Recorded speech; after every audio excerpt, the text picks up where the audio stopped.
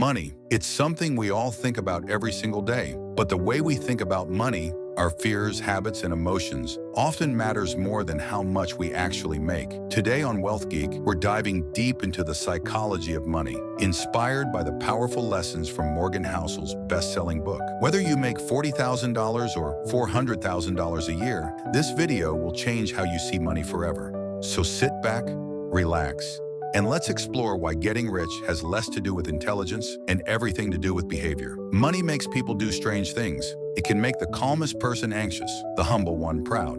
We like to think money decisions are logical, budgets, spreadsheets, investments, but in reality, most financial decisions are driven by emotion, fear of losing it, desire for status, the comfort of security. In fact, two people with the same income can make completely different choices, simply because they grew up with different experiences around money. Morgan Housel tells the story of Bill Gates. Gates attended one of the only high schools in the world with a computer in 1968. That tiny stroke of luck helped launch Microsoft and change history. But for every Bill Gates, there's a Kent Evans, Gates' brilliant classmate who died tragically before realizing his potential. The point?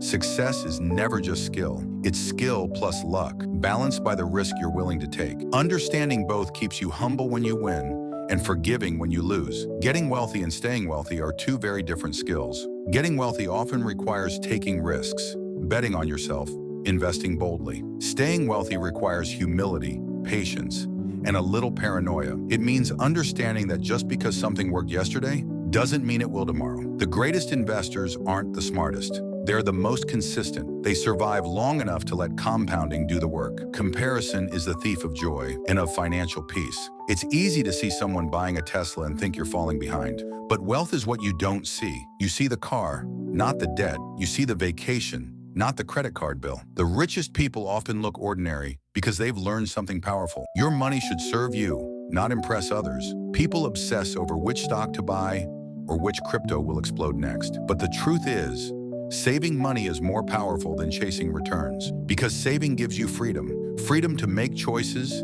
take risks, and live life on your terms. Investing builds wealth, but saving builds options. And options are the true measure of financial independence. Compounding is money's superpower.